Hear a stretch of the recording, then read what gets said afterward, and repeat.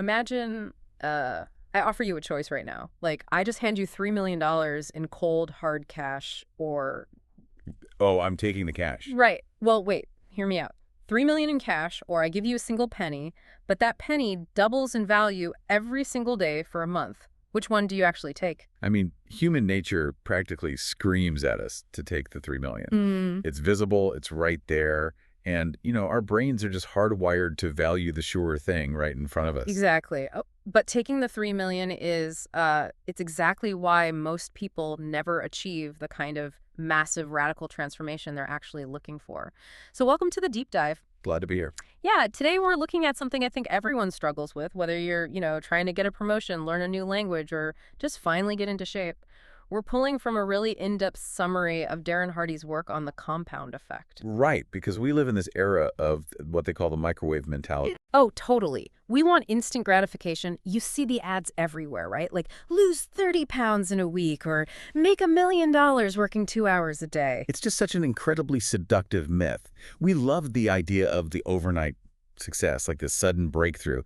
But when you strip away all that flashy nonsense, success is really just an operating system. Yeah.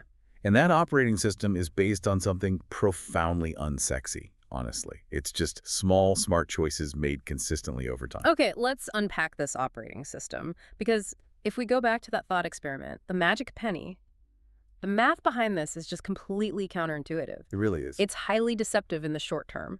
Like, let's say your friend takes the $3 million and you take the doubling penny.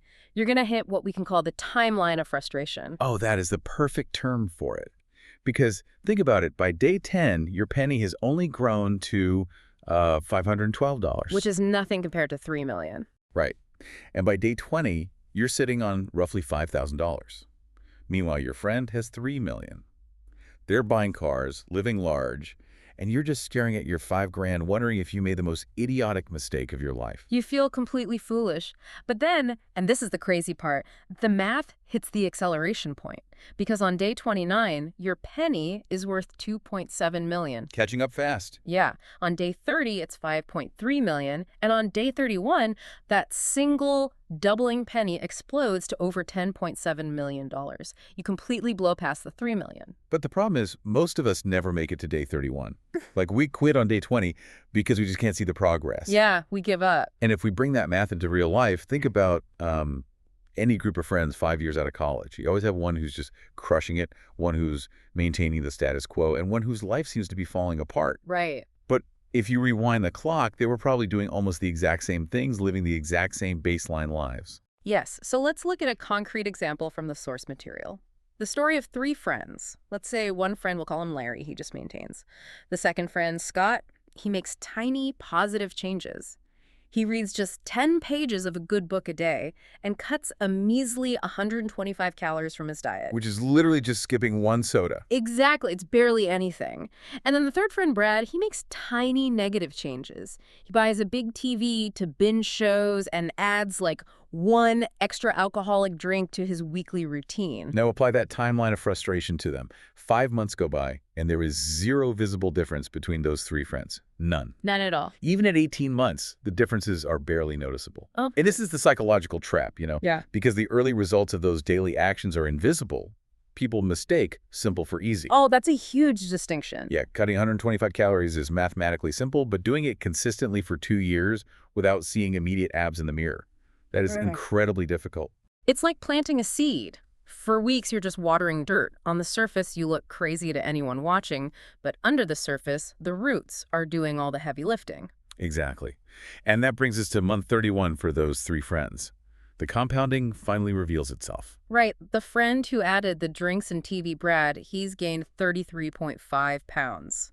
The friend who skipped the soda, Scott, he's lost 33.5 pounds. So that's a staggering 67-pound weight swing between them, just from a 125-calorie daily difference. It's wild. Plus, the friend reading 10 pages a day, he's absorbed dozens of books, likely got a promotion from all that accumulated knowledge, while Brad is stagnant at work and his marriage is struggling. Which brings up the obvious question. If the math is that simple, and the path is that clear, why do so many of us end up like Brad instead of Scott? Well, the downfall rarely comes from a giant catastrophic explosion, right? There's this great concept in The Material: Elephants Don't Bite, but Mosquitoes Do. I love that. It perfectly highlights the danger of the mundane. Like, we're always on guard against the elephants. We actively avoid the career-ending scandals or massive financial blunders. Right. Nobody accidentally bankrupts themselves overnight. Exactly.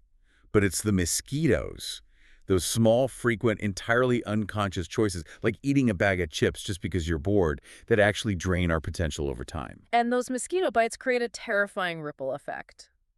Let's look at how Brad's life unraveled. It didn't start with a massive argument with his wife. It started with, of all things, a muffin. A muffin. Yeah. He bakes a muffin recipe he saw on TV. Then he starts eating more sweets. The sugar spikes make him sluggish, which disrupts his sleep. So now he's tired all the time. Right. Because he's exhausted, he gets cranky at work, and his boss starts holding him back from projects. He's stressed about work, so he skips his evening walks with his wife. She feels disconnected, they stop communicating, and eventually the marriage is on the rocks. All tracing back to the unconscious habit of eating the muffin. Yeah, the material points out that roughly 95% of everything we do is dictated by habit. We're essentially sleepwalking on autopilot. We really are. But let me push back here on behalf of everyone listening, because this is where I get tripped up. Surely it's completely exhausting to actively overthink every single muffin or bag of chips you eat, right? Like, our brains use habits to save energy. How do you wake up from the sleepwalking without driving yourself utterly crazy with micromanagement? That's a really valid concern. If you try to consciously process every single microaction, you'll burn out by noon. Yeah, exactly. But the goal isn't obsession, it's awareness. The problem isn't enjoying a muffin. The problem is eating the muffin without realizing it's part of a larger destructive chain reaction. Okay, I see. If you aren't actively designing your habits, your default habits are choosing your destiny. You have to find a way to make the invisible visible. Okay, so how do we actually do that? How do we swat the mosquitoes? It comes down to a concept of extreme ownership, taking 100% responsibility. Yeah, there's a fascinating perspective on this from the legendary speaker Jim Rohn in The Summary. He would ask audiences what percentage of responsibility they have in making a relationship work. And most people say it's a 50-50 partnership, right? Right, exactly. But Ron argued it's actually 100 to 0. You have to be willing to give 100% with zero expectation of receiving anything in return. Which is tough to swallow. I have to admit, the first time I heard that, I kind of hated it. It sounds like a recipe for becoming a doormat. Like, if my partner is being completely unreasonable, I'm supposed to take 100% responsibility. It does sound counterintuitive, I know. Mm-hmm. But think about the mechanics of it. The moment you say a relationship is 50-50, you're handing over half your agency to someone else. Huh. You're waiting for them to act, or you're using their 50% as an excuse for your own poor behavior. Taking 100% ownership means you recognize you are the sole author of your reactions. It shifts you from being a passive victim of circumstance to an active creator of your environment. That makes a lot of sense. And there's actually a really beautiful example of this working in practice with the Thanksgiving Journal. Oh, I remember this. Yeah, a man whose marriage was practically over decided to try an experiment. He started writing down one positive thing about his wife every single day for an entire year. Just one tiny thing she did well. And he didn't tell her he was doing it, right? Right, it was a complete secret. But over that year, the practice completely rewired his own brain. He stopped scanning his environment for what she was doing wrong, and he trained his brain to look for what was right. Giving her that journal a year later actually saved their marriage. Wow. But it was his internal shift, his 100% ownership of his perspective that did the heavy lifting. Exactly. And to apply that kind of ownership to your daily habits, you need a reality check. Yeah. You need what they call the secret weapon of the scorecard. The scorecard. Yeah. If you want to change an area of your life, you have to track every single action, every penny, every calorie for 21 days straight. It's brutal, but it really works. Look at the math of a daily $4 coffee. If you actually track it, you realize it's not just $4. No, it compounds. If you invested that $4 a day instead of spending it over 20 years with compound interest, it comes out to $51,833. That is insane. Right. Your morning caffeine habit is literally costing you a luxury car. It's a sobering realization. Tracking acts as a mirror you just can't look away from. If we connect this to the bigger picture, consider the story of a highly successful real estate agent who somehow owed over $100,000 in back taxes. How does that even happen? Well, he made great money but had no idea where it went. His accountant finally told him, "You're digging your financial grave with your own wallet." Ouch. Yeah. He wasn't doing it maliciously, he just wasn't tracking. The moment he started carrying a small notebook and forcing himself to write down every single cent he spent, his awareness snapped into focus. The sleepwalking ended. So, what does this all mean? Taking 100% responsibility means you can no longer blame the economy, your boss, or the weather. You own the baseline. Absolutely. But let's be honest, knowing you're spending $4 on coffee and actually having the strength to drive past the cafe at 6 a.m. are two very different things. Oh, totally. Data isn't always enough. Tracking your habits won't give you the physical strength to push through when you're exhausted and just want to order takeout. Right. We're always told we just need more willpower. Which is a trap. Yeah, the material points out that relying on willpower is like trying to stop a hungry grizzly bear from eating a picnic basket by covering it with a paper napkin. It's just not going to hold up when the pressure's on. Willpower is fundamentally flawed because it focuses entirely on the what and the how, but it completely ignores the core human driver, which is the why. Right. Let's look at it through the plank analogy. If I put a 30-foot plank of wood on the ground right now and offered you $20 to walk across it, you'd do it easily. But if I take that exact same plank and suspend it between the roofs of two 100-story buildings, you'd tell me to keep my $20. The risk of falling is just too high. Absolutely not. You couldn't pay me enough. Right. But what if your child was on the opposite building and that building was engulfed in flame? Oh, I'd do it instantly. You would run across that plank without a second thought. The physical task is identical. The risk is identical. But your why changed completely. Willpower didn't get you across the gap. Why power did. That is such a powerful distinction. And what's interesting is that this why doesn't always have to be some, universally beloved, noble cause. You have to find your personal fight. Yeah, exactly. Sometimes hate is actually an incredibly potent motivator. Hating ignorance, hating a disease that took a loved one, or simply wanting to prove the doubters wrong. Which is so true. Yeah. Look at Pete Carroll, the legendary football coach. A huge part of his early drive came from being told he was too small to compete. Oh, wow. Or the actor Anthony Hopkins. He was labeled a problem child because of his ADHD and dyslexia, and he weaponized that anger to prove society wrong. Yeah. You have to locate that internal heat source. Because when you set a clear goal tied to a powerful why, you actually reprogram your brain's hardware. Yep, the reticular activating system. Exactly. It's this filter in your brain. It constantly filters out 99.9% of the world just to keep you from going insane with sensory overload. But when you set a specific goal, you give that filter a new prime directive. Right. It's like when you decide you want to buy a red Honda Civic, suddenly you see red Honda Civics at every single intersection. They didn't just spawn into existence, right? They were always there, but your brain was filtering them out. Yeah, your brain starts spotting the resources, the conversations, and the opportunities that will get you to your goal simply because you told it what to look for. I love thinking about it this way. Willpower is like a battery. It drains a little bit more every time you use it.